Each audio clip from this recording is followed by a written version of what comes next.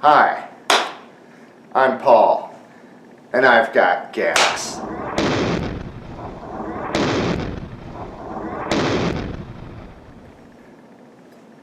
And today I'm here to show you the unboxing video and demo of my latest acquisition, the Squier Classic Vibe Starcaster in the walnut finish.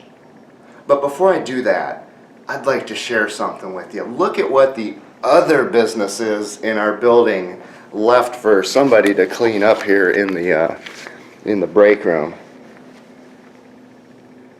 Very important business people did that. I just wanted somebody to know, hey, let's get on with the unboxing, shall we? You're just too good to be true. Can't take my eyes off of you. You'd be like heaven to touch. I wanna hold you so much. At long last, love has arrived, and I thank God I'm alive. You're just too good to be true. Can't take my eyes off of you. Pardon the way that I stare.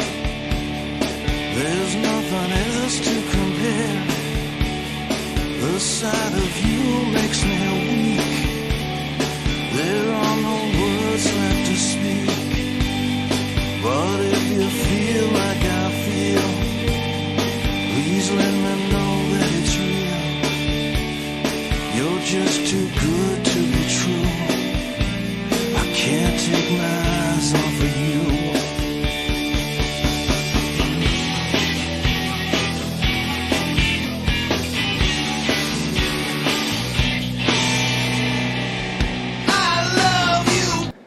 So as it turned out, from the moment I first saw that the Squier Starcaster Classic Vibe was announced, in the walnut in particular, from the moment I saw that, I wanted one, and I had to wait several months before they finally came in.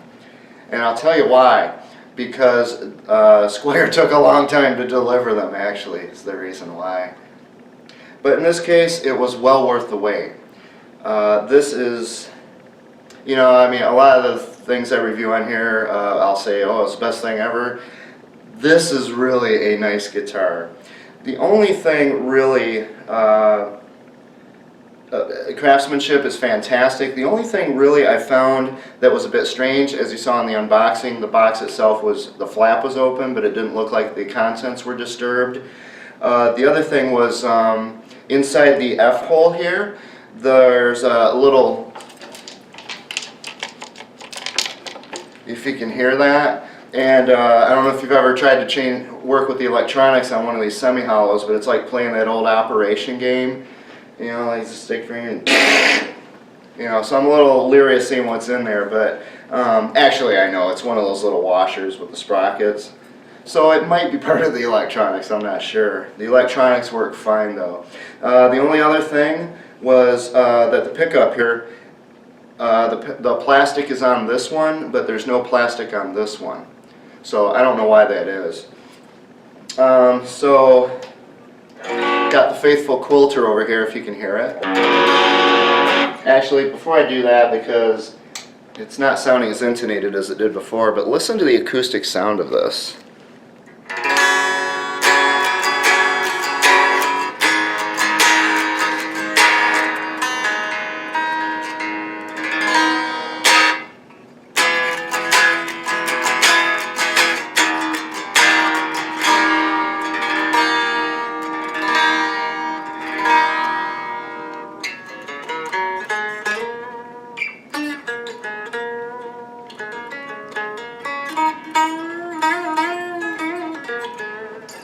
I mean, this projects acoustically more than most, probably more than any semi-hollow I've ever played before.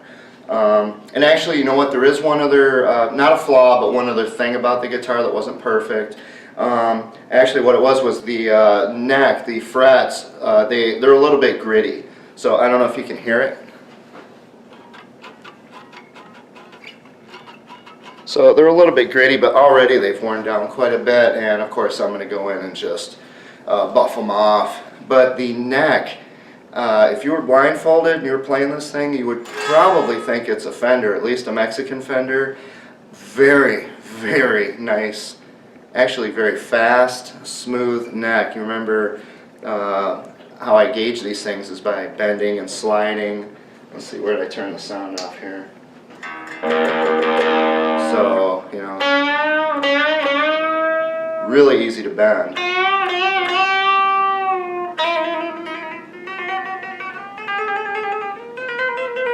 It's pretty easy to do trills.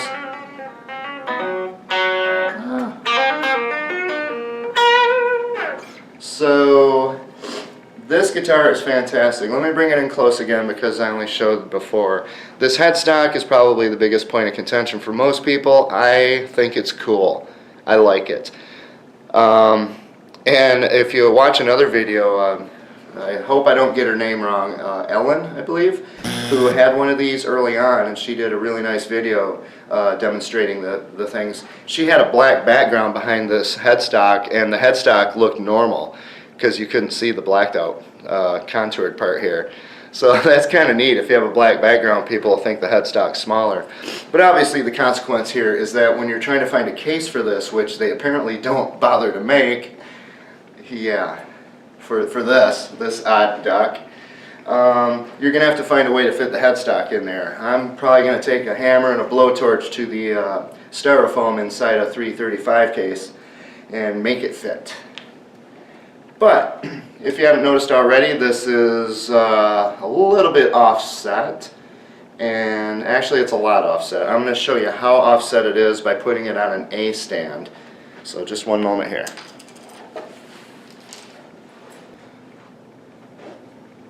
So if you can see that A stand here, if you drop this on here, let's get the strap out of the way. If you drop this on here, while the strap is actually helping in this case, how about that? But if you put it centered, it's going to go something like that. You have to make sure that the neck is straight, and basically most of the body is going to be over here hanging off the side. So it's probably best to get one of those, you know, I know Hercules makes them, the hanging stands. And check this out, by the way, this wonderful Fender, if you can see it, this Fender Bay City roller strap. Man. I don't know, I debated getting the Bay City roller strap. I went into the store like twice because they only got one in from Fender, and at some point I said, you know, if I don't get it now, the other Bay City Rollers fan is going to grab it, so I just went ahead and bought it. 20 bucks, hey. But now I can,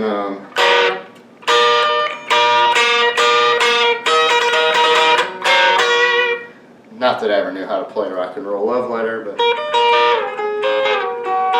let's try to get a little cleaner here, because the pickups in here are wonderful. I'm not sure what they are. I think I heard that Fender might have had some involvement in it. You know, we kind of split magnets here. Let's see.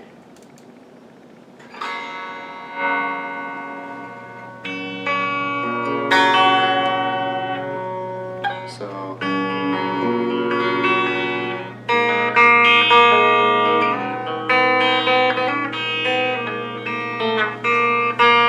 what was that?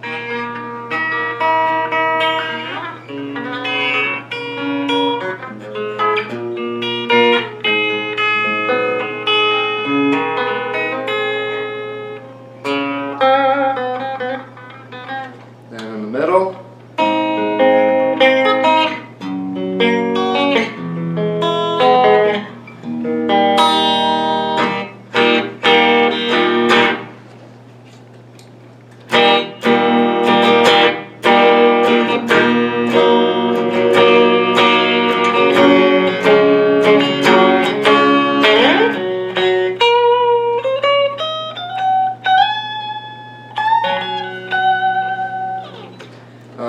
Then up in the neck.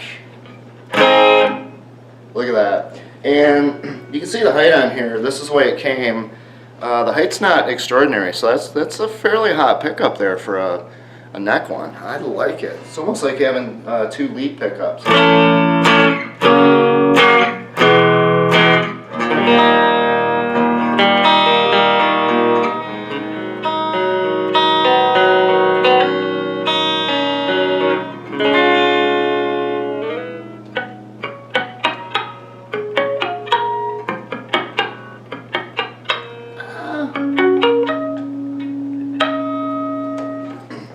So it sounds wonderfully acoustically. Wonderful acoustically, I should say.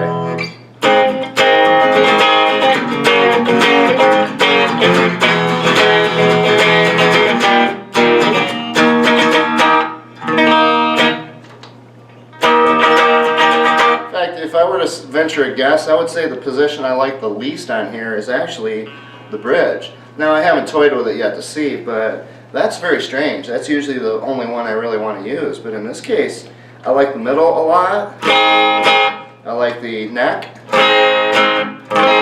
and just kind of gets a little tinny there. But once you put on the dirt, you know, then this becomes the bridge pickup. It's very nice. I wish this thing had chorus. The quilter. How's that go?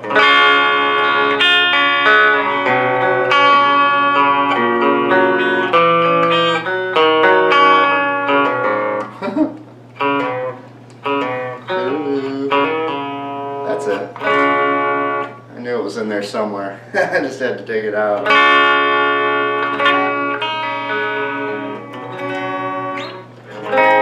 So let's see. So I tuned it up before I started this.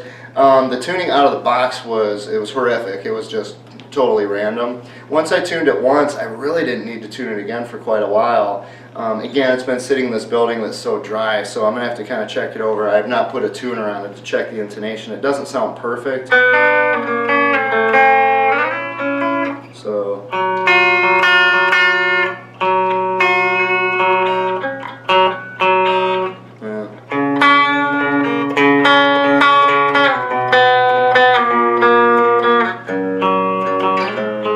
not bad. So yeah, I think it's a bit off there as usual. Let's see the setup. Looks like someone did a setup on here and it had the inspection thing. The knobs are also really neat. Look at those knobs, you know, the kind of top hat. They turn really nice, very good resistance. The electronics look good from what I can tell. Strap locks, you can see the body, how beautiful that is. The frets I think are medium jumbo. Very, very playable. Again, just kind of gritty out of the box.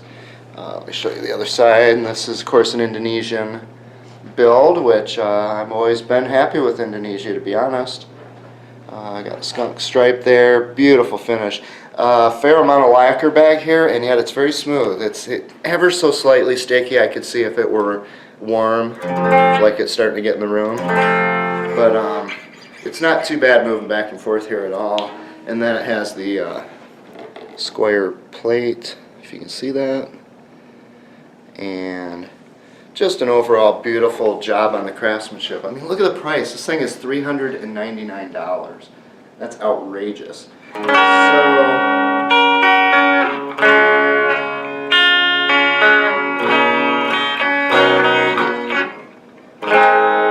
it.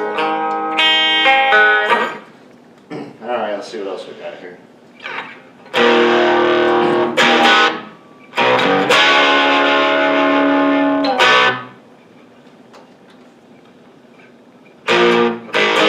That's it.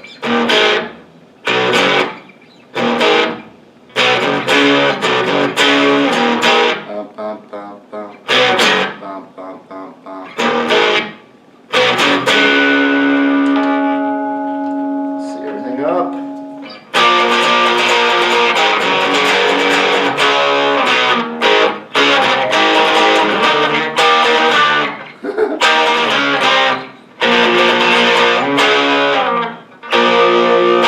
Something like that.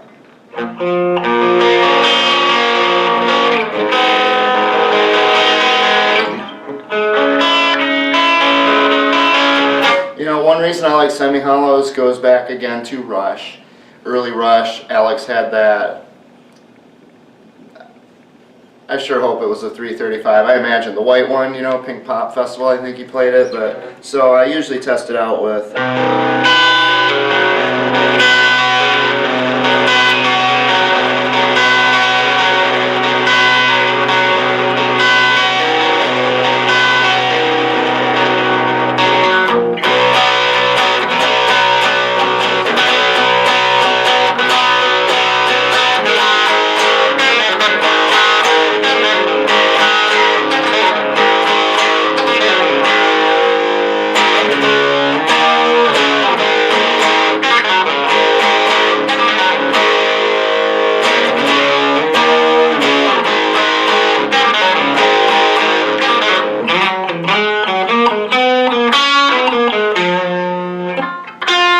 Do that wrong every time I'm filmed. Why is that?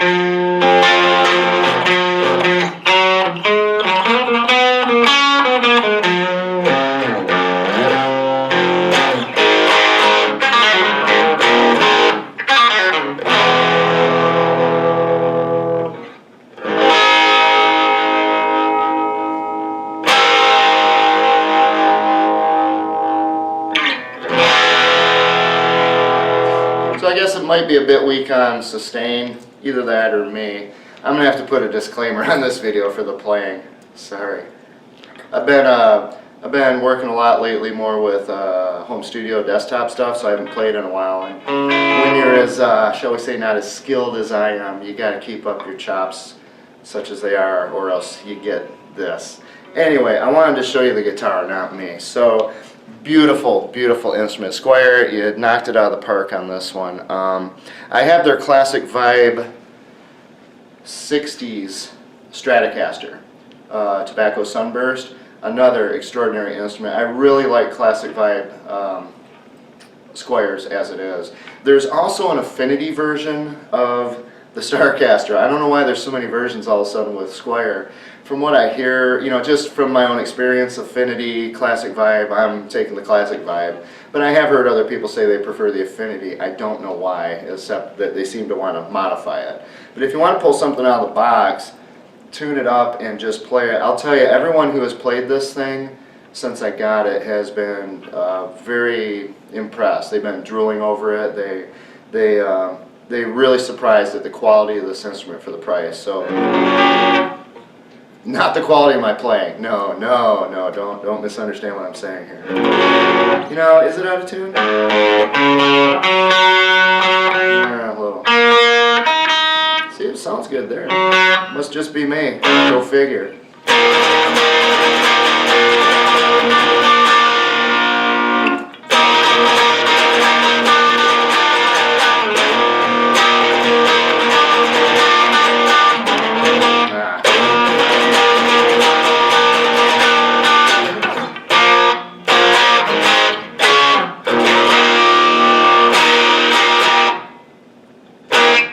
Alright, that's all I got for you. Just wanted to quickly show you the Classic Vibe Squier Starcaster, which took forever to get in, but they finally got it, and I'm really glad I got this guitar. And I think you will be too if you want to check it out. $399. Alright, y'all. Take care.